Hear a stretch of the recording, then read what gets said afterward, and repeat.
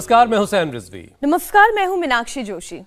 कहा जाता है कि दुश्मन अगर आपके सामने है तो मुकाबला आसान है, लेकिन अगर दुश्मन छुपकर वार करता है तो खतरा बड़ा होता है। चाणक्य नीति के मुताबिक ऐसे दुश्मन को पहचानना और सावधान रहना बहुत जरूरी है। ऐसा ही एक छिपा हुआ दुश्मन है मिलावट का जहर, यानी खाने में मिलाए जाने वाले तमाम केमिकल्स जो बच्चों की कैंडीज से लेकर किचन में इस्तेमाल होने वाले घी, तेल और मसालों तक में मौजूद है। मीनाक्षी, जहां बारीकी से देखो, जहां भी देखो, मिलावट आपको मिल ही जाएगी।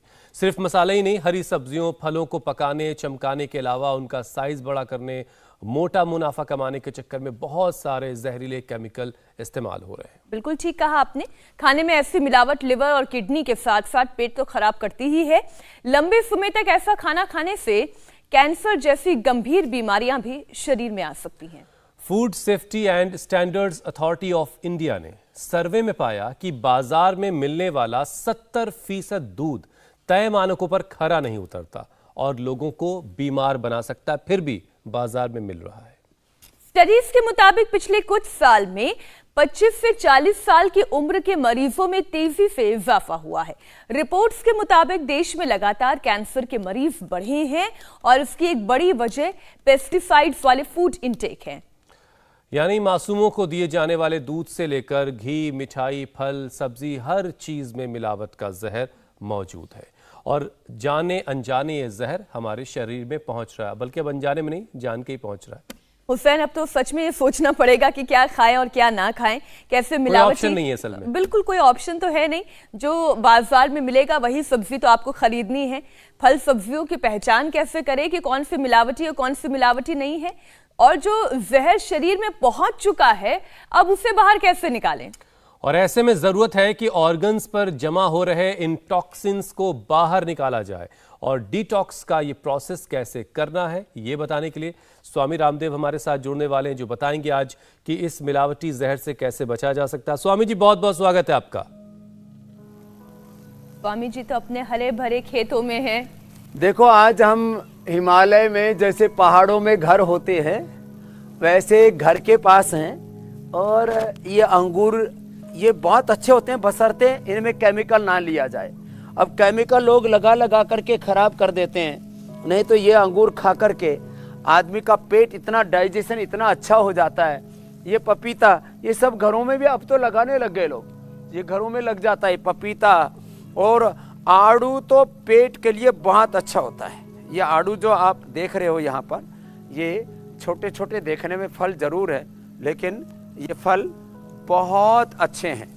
मीन्स अब आड़ू का पत्ता खाने से तो पेट के कीड़े मर जाते हैं। और अब यहाँ तो वातावरण शुद्ध है। स्वामी जी, अब काम वाम लगता है कई बार सब छोड़ छाड़ के हिमालय की गोद में ही जाके बस जाया जाए।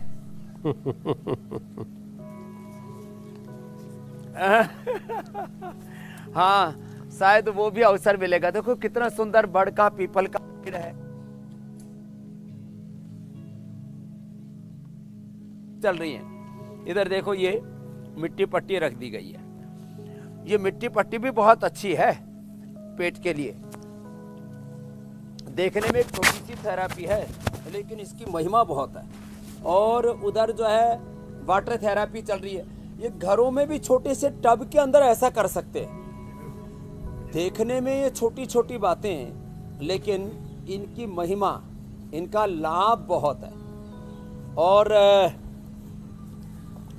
एक चीज और बता देता हूँ, ये सब करते करते हमने लोगों को बोला है कि सुबह उठ करके गर्म पानी पिए, और गर्म पानी पी करके ये ताड़ासन, तिर्यक ताड़ासन, कटचक्रासन, तिर्यक भुजंगासन और उत्तराकर्षासन करें। मात्र इतना करते हैं तो पेट अपने आप साफ हो जाता है। सप्ताह में 1-2 बार त्रिफला ले लेना चाहिए, हरित की चूर्ण ले लेना चाहिए। बहुत ज़्यादा कब्ज है तो शुद्धि चूर्ण ले लेना चाहिए। परमानेंट कब्ज के सॉल्यूशन के लिए हमने बताया हुआ अभयारिष्ट पिए, या सुबह उठ करके आंवला एलोवेरा ले ले। या देखो, ये अति बला है, ये तो है तो छोटी सी एक झाड़ी नुमा एक पौधा है, जड़ी बूटी है। भूमि आंवला, पुनर्नवा और मकोई के तो इतने गुण हमने गाए, यदि फ्रेश पी लिया जाए तो फैटी लिवर ग्रेड 1 1 सप्ताह में, ग्रेड 2 3 4 स्वामी जी ये कब्ज, फैटी लीवर, ये सारी चीजें तो आप ठीक कीजिएगा, और सिरोसिस तक अच्छा हो जाता है। लेकिन सबसे पहले ये बताइए कि अलग अलग मिर्च मसालों के जरिए, दूसरी चीजों के जरिए जो हमारे शरीर में जहरीली चीजें जा रही हैं, इकट्ठा हो रही, बहुत सारा टॉक्सिन, उनको शरीर से कैसे निकाला जाए और इससे बचने का क्या कोई तरीका है आज के वक्त में? देखो, अब कोशिश तो ये करें, या तो साबुत मसाले ले लें, और मसालों में दालचीनी, इलायची, काली मिर्च, हल्दी, धनिया, और गरम मसालों में लंबे लंबे श्वासों के साथ ये 3 अभ्यास करते करते मैं बता रहा हूँ। आप घर में पहले इन चीज़ों को खड़े मसाले बोलते हैं, डाला करते थे, दिक्कत नहीं थी। अब हुआ क्या कि लोगों ने घर में सारी चीज़ें बनाने के बजाय सब रेडीमेड पर आ गए, तो पिसे हुए मसालों के अंदर कई तरह की मिलावट करते हैं। यद्यपि इसमें जो कुछ बड़े ब्रांड हैं वो मिलावट इसलिए ज़्यादा नहीं करते कि उनका ब्रांड ख़राब हो जाएगा, फिर भी क्योंकि जावित्री है, जायफल है, गरम मसालों के अंदर छोटी इलायची है, बड़ी इलायची है, इलायची दाना है, ये महंगे होते हैं, तो इसकी जगह कुछ ना कुछ मिलावट वाली चीज़ें लोग मिला देते हैं। तो कोशिश करें कि खड़े मसाले घर में ही बना लें। काली मिर्च की जगह पपीते के बीज आ जाते हैं, मसाले भी उपलब्ध करा रखे हैं, कोई विज्ञापन के लिए नहीं बोल रहे। हाँ, अलग अलग चीज़, अरे मतलब हर चीज़ के अंदर कोई चीज़ ऐसी नहीं जिसमें मिलावट ना करते हो मिलावटखोर लोग, लेकिन कोशिश करें कि इन चीज़ों से जितना बच सके उतना बचें। और फिर भी कुछ अंदर गंदगी चली जाती है कहीं से जाने अनजाने, तो ये 5 आसन जो अभी मैं बता रहा हूँ ये बड़े ज़बरदस्त हैं। किसके लिए? पेट के लिए, पाचन तंत्र के लिए। तो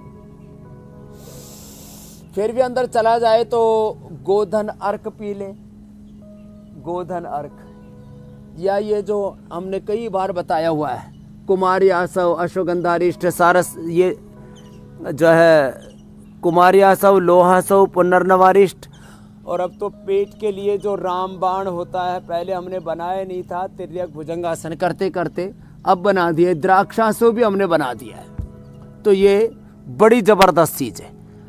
अच्छा स्वामी जी, देखिए अंगूर के विश्व प्रसिद्ध योग गुरु तो है ही हैं आप, अंगूर होता है जिसको आप आयुर्वेद के बड़े जानकार हैं, अब एक बड़े कारोबारी भी आप हैं, अब बहुत बड़े इन्फ्लुएंसर भी आप हैं, तो क्या कोई ऐसी मिशन की शुरुआत स्वामी जी नहीं हो सकती कि ये जो मिलावट होती है बाजारों में अलग अलग चीज़ों में, इसके खिलाफ एक ऐसे युद्ध की आप आगाज़ कीजिए कि कम से कम दूध या कुछ चीज़ें जो हैं वो मिलावट फ्री हो जाए, कुछ ऐसे मिशन की शुरुआत हो सकती है क्या? देखो आपने बात तो बहुत अच्छी कही हुसैन भाई। दूध में लोग, मैंने आज से 30 साल पहले देखा कि कुछ जो थोड़े से अच्छे मिलावट करने वाले हैं, मिलावट करने वालों में जो अच्छी कैटेगरी वाले थे, वो तो ये वेजिटेबल ऑयल, और उसमें सबसे उस समय पाम बड़ा सस्ता होता था, तो पाम ऑयल लिया और उसमें जो इजी कपड़ा धोने के लिए जो एक ब्रांड बनाता है उसको लिया और उसको घोल करके और उसमें फिर पानी मिला करके मलाई भी आए, झाग भी आए और टेस्ट भी दूध जैसा लगे और ऐसा बना दिया। अरे मैंने कहा ये तो जहर है। फिर बोले जी ये तो हम थोड़ा अच्छे वाला बना रहे हैं, मिलावट वाला, इसमें मरे हुए डांगरों की चर्बी, सड़ी हुई चर्बी डाल देते हैं।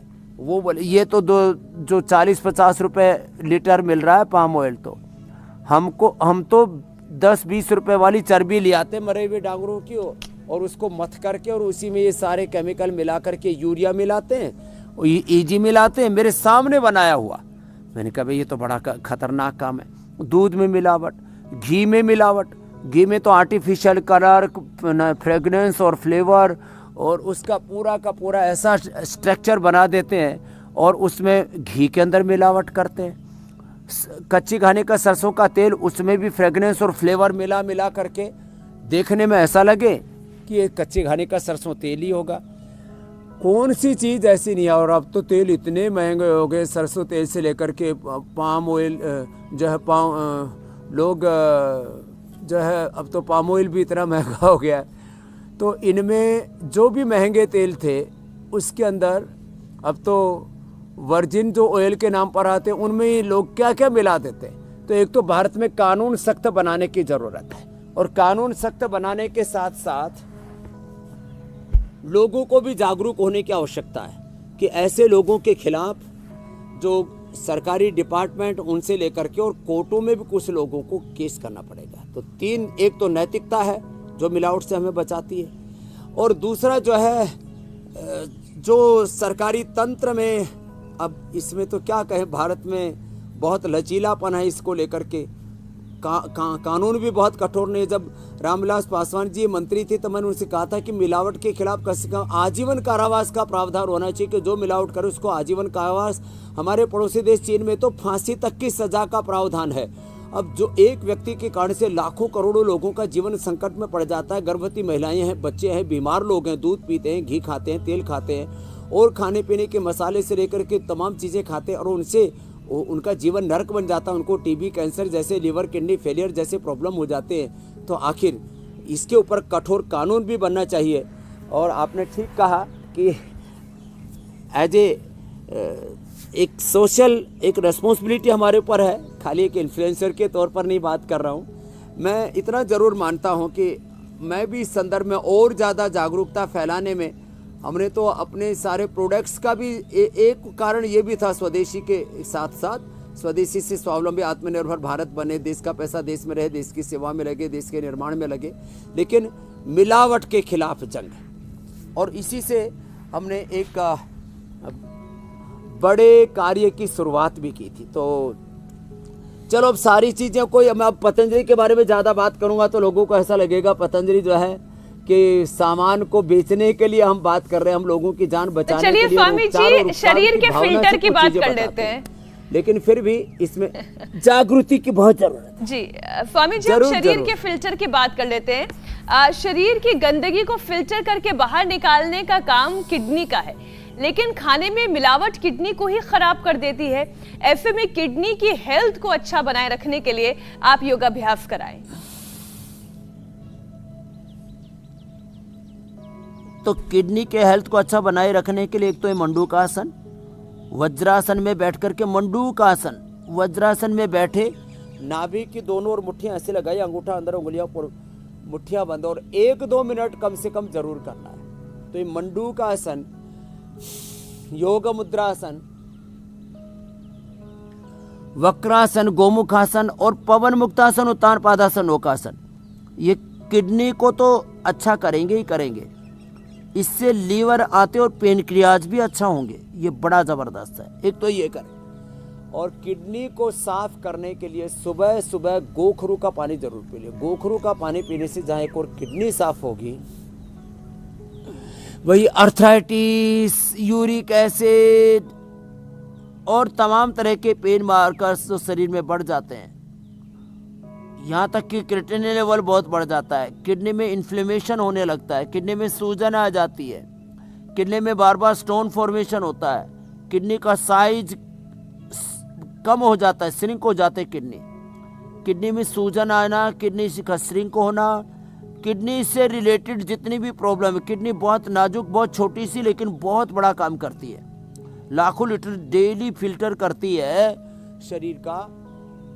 और उसके स्वास्थ्य के लिए कपालभाति, मंडूकासन, योग मुद्रासन, वक्रासन, ये सब अभ्यास किडनी को आरोग्य देने के लिए। जैसे ही हम आगे झुकते हैं या साइड में घूमते हैं, पवन मुक्तासन, उत्तान पादासन, नौकासन करते हैं और कपालभाति के साथ करते हैं सब,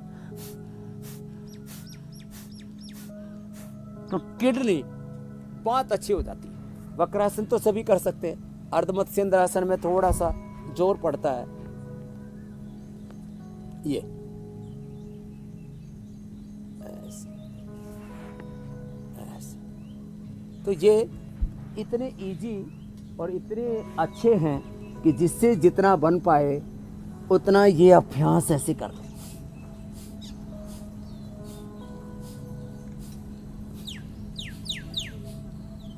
एक एक आसन 1-2 मिनट ये जरूर करें। पानी जरूर पिए, दिन में 1-2 बार नींबू पानी जरूर पिए।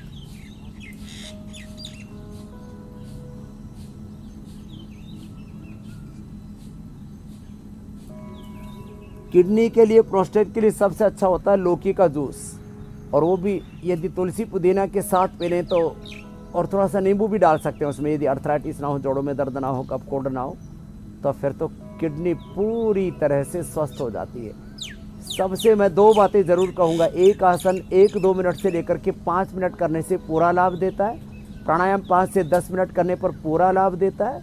प्राणायाम के साथ साथ थोड़ा खान पान पर नियंत्रण भी करें, अपनी दिनचर्या को थोड़ा सा व्यवस्थित बना लें, आत्म अनुशासन में, संयम में थोड़ा जीना शुरू कर दें, तो बड़े से बड़े रोग को पूरी तरह से मिटा सकते हैं। और ये छोटे छोटे उपाय, ये अभी हम मिट्टी पट्टी, वाटर थेरापी, मड थेरापी जो बता रहे थे, अब ये टब में बैठ कर के थोड़ा टॉवेल घुमाते रहते हैं पेट के ऊपर, उसी से ही पेट बहुत अच्छा हो जाता है। अच्छा स्वामी जी, ये मिलावट का जहर जब हमारे शरीर में जाता है तो किडनी के साथ साथ लीवर को भी परेशान करता है, और लीवर पर काफ़ी प्रेशर पड़ता है, फैटी लीवर की परेशानी और दूसरी तरह की परेशानी भी हो जाती है। तो लीवर को भी हेल्दी कैसे रखा जाए, ज़रा वो भी बताइए।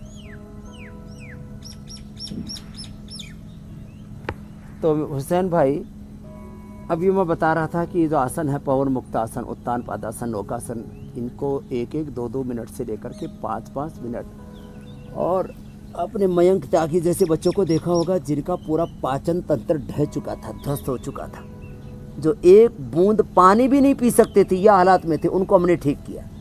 और इसके लिए औषधियों में हम गोधन अर्क पिलाते हैं, सर्वकल्प कायाकल्प काढ़ा पिलाते हैं, लिवोग्रिट लिवामृत देते हैं, सो तो है ही।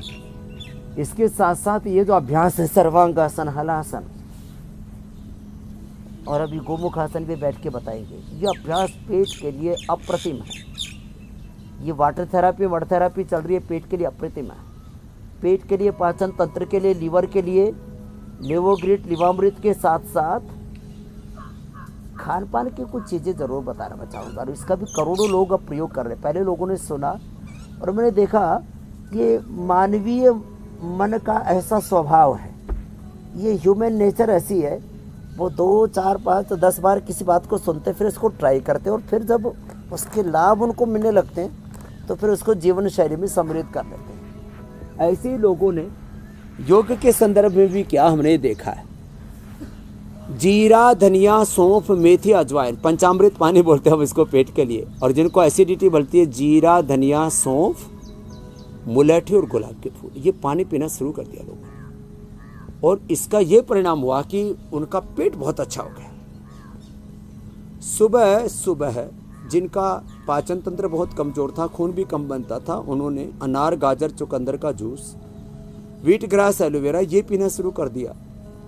एसिडिटी भी जिनको बहुत बनती थी, तो व्हीट ग्रास एलोवेरा तो एसिडिटी को भी खत्म कर देता। सुबह सुबह एक अनारी खा लिया, एक सेवई खा लिया, या सुबह सुबह थोड़ा सा अंकुरित ले लिया। कुछ लोग सुबह से ही पेट के ऊपर जो बेरहमी करते हैं, कपालभाति करेंगे 10 मिनट, 5 मिनट, अब 5 मिनट कपालभाति किया और 5 पराठे सुबह सुबह ही ठोक लिए, तो ये मामला ठीक नहीं है। मीन्स सुबह सुबह जितना हल्का खाएंगे उतने हल्के रहेंगे।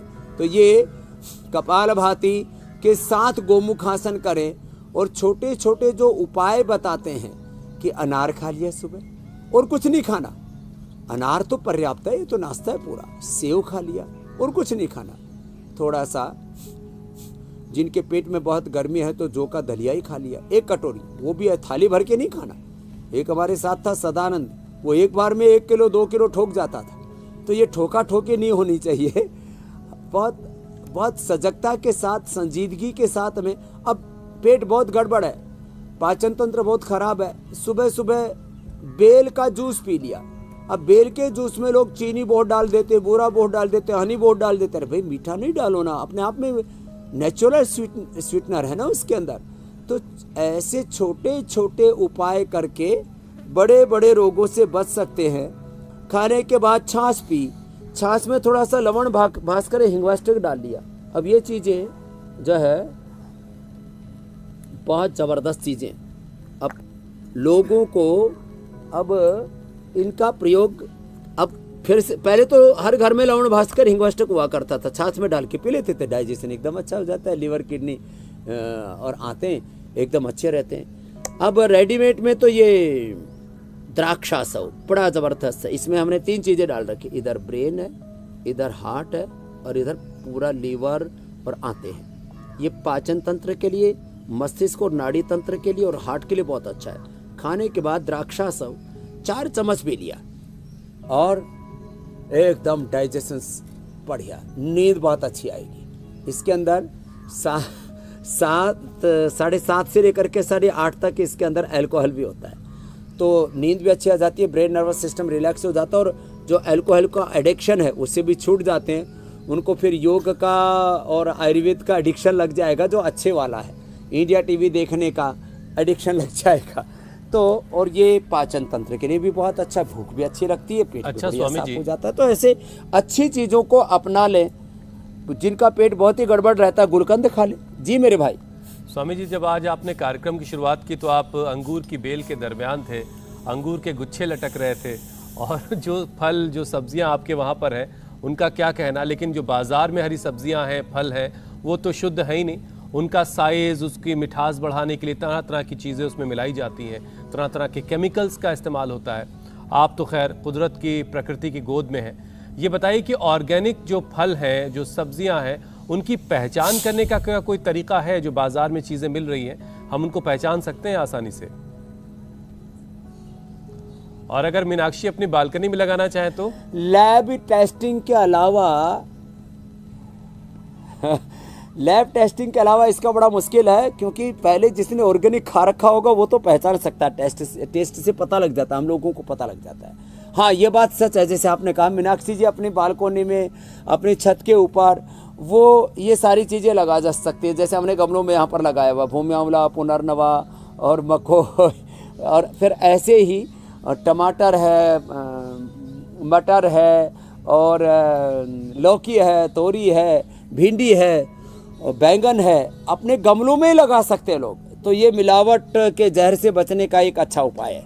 बाकी तो जो बहुत रंग रूप के ऊपर कभी इतराना नहीं चाहिए तो जो बहुत अलग अलग तरह से चीज़ों को सुंदर बना दिखाने के लिए ये जो प्रदर्शन का दौर चल रहा है उससे मुक्त होकर के हमें चीज़ों की गुणवत्ता पर जाना है। यद्यपि मैं तो देखता हूँ जैसे लौकी हमारी इतनी बढ़िया है, इतनी स्वादिष्ट है, मैंने जो है इसकी सब्जी खाई अभी। ये हमारे गौशाला फार्म में हम लोग गाय के गोबर पशुधन पर आधारित जो खेती है, ये बड़ी, ये ककड़ी, ये खीरा, ये कितनी सुंदर है। लेकिन कुछ लोग एक्स्ट्रा इनको चमकाने के लिए ना दूर से ऐसे चमकते हैं। सब्जी फलों के ऊपर, सेव के ऊपर, लौकी के ऊपर, खीरा के ऊपर, यहाँ तक कि गाजर के ऊपर लोग पॉलिश कर देते हैं। अलग अलग प्रकार के ऐसे केमिकल्स आते हैं, दालों पर पॉलिश कर देते हैं। तो बिना पॉलिश की भी दाल हमने इसलिए पतंजलि से उपलब्ध कराई। अब शाक सब्जियों वाला मामला तो पूज्य आचार्य जी ने एक बार शुरू किया था, मामला थोड़ा ज़्यादा जोरदार हो जाएगा। तो अभी धीरे धीरे वापस ऑर्गेनिक की तरफ देश को लौटना ही पड़ेगा। और आदरणीय प्रधानमंत्री जी भी ऑर्गेनिक खेती, कुदरती खेती, इसके ऊपर और गोधन आधारित, पशुधन आधारित खेती, नैसर्गिक खेती, जीरो बजट खेती तो कुछ होती नहीं है आजकल। कुछ लोग इसका भी शगुफा छोड़ते रहते हैं। भाई ऐसा बिना पुरुषार्थ के और बिना संसाधनों के कोई साध्य सिद्ध होता ही नहीं है। लेकिन वापस कुदरत की ओर तो लौटना ही पड़ेगा मेरे भाई। और कपालभाति ये तो सबसे कुदरती चीज़ है, अनुलोम विलोम, ये सबको करने ही पड़ेंगे और कोई उपाय नहीं है। बाह्य प्राणायाम भी पेट के लिए अद्भुत है, लीवर, किडनी, आंतों के लिए, वो भी करना पड़ेगा। जी मेरे भाई। अच्छा स्वामी जी, देखिए खाने की थाली में जो जहर है वो हमारे दिमाग को भी बहुत नुकसान पहुंचा रहा है। लोगों की याददाश्त कमज़ोर हो रही है। तो मेमोरी को तेज़ और शार्प बनाए रखने के लिए क्या क्या करना है?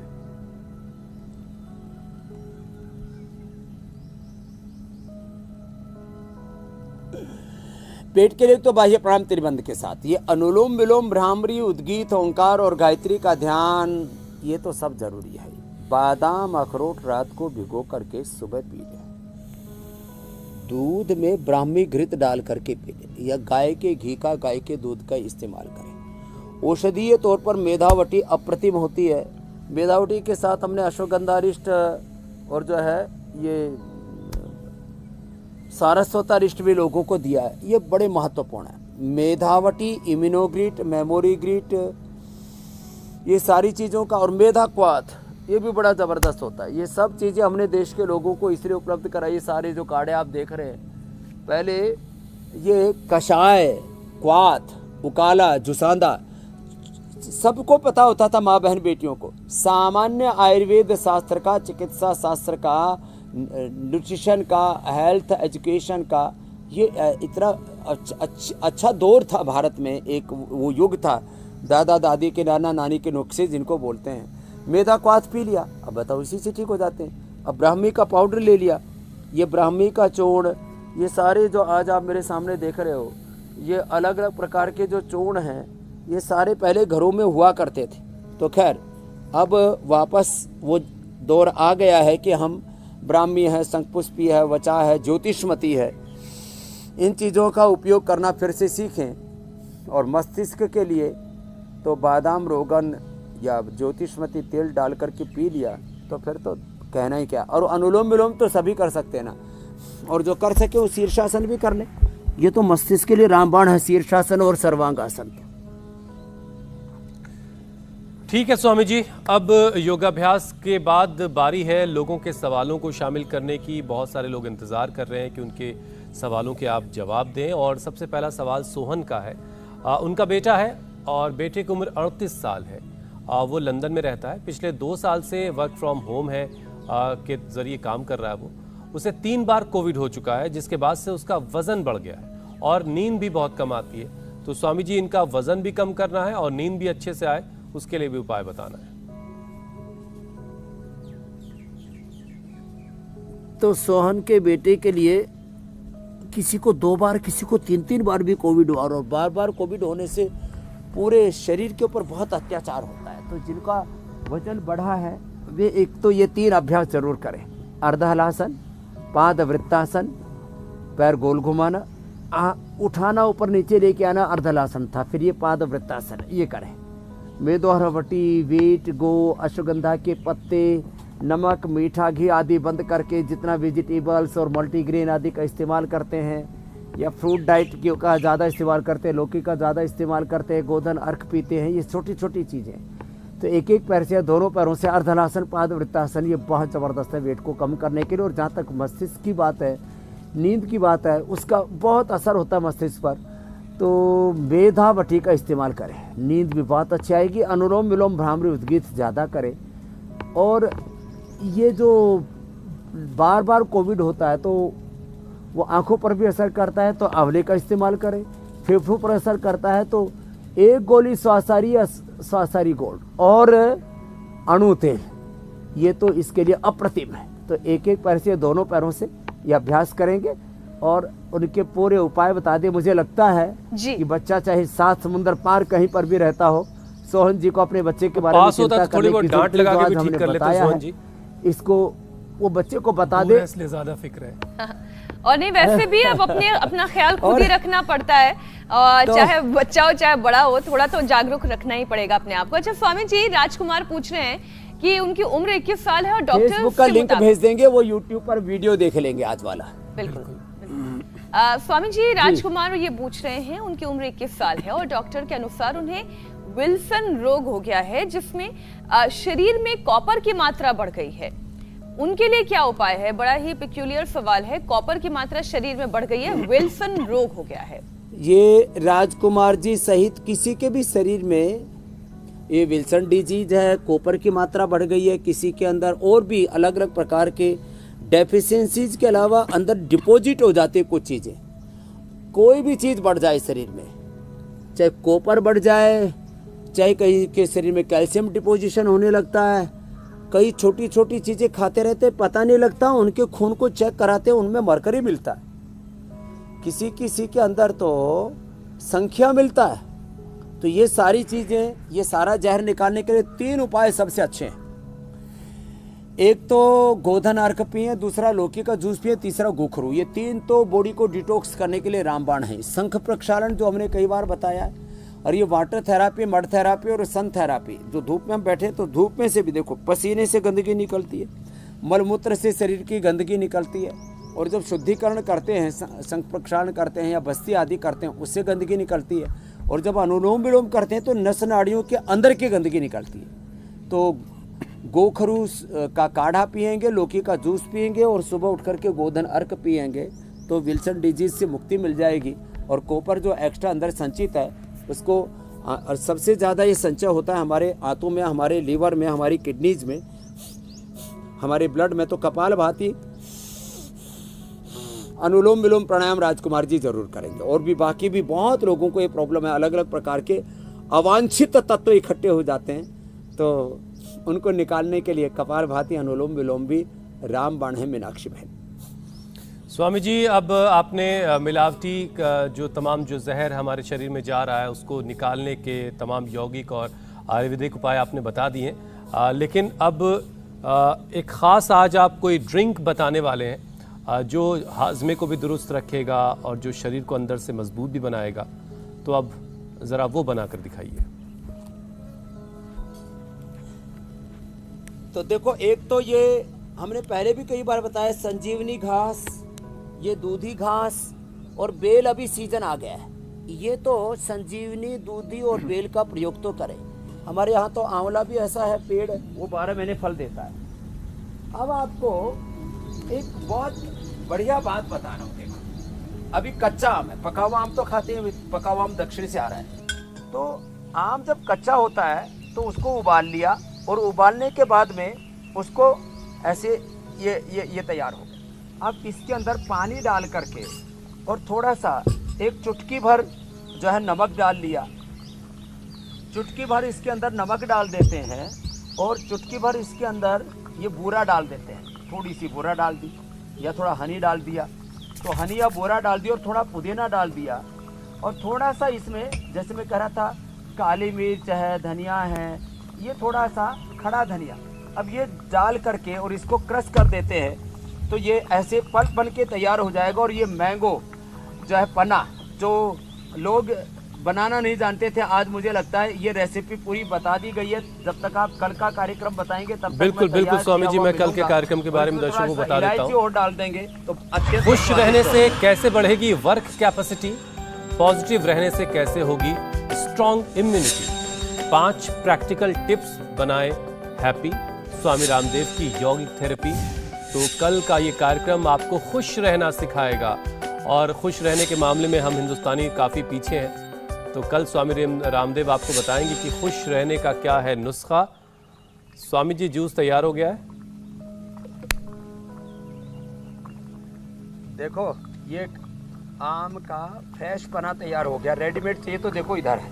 अब ये पना भी तैयार हो गया, और जो आप मिलावटी मसालों से मुक्ति के लिए ये पतंजलि ने अभियान शुरू कर रखा है। गरम मसाला, सब्जी मसाले से लेकर के आप इनका भी उपयोग कर सकते हैं। और आम का पना तो फ्रेश बनाइए, ज़्यादा अच्छा है। अब रेडीमेड वाला तो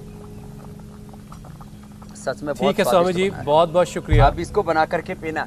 मीनाक्षी जी और हुसैन जी को के लिए भी घर से लेके आ जाना। बिल्कुल बिल्कुल, बहुत बहुत शुक्रिया स्वामी जी, बहुत बहुत धन्यवाद, बहुत बहुत शुक्रिया। इंडिया टीवी हर वक्त हर जगह डाउनलोड करने के लिए सर्च करें India TV news Google play store या ऐप स्टोर पर।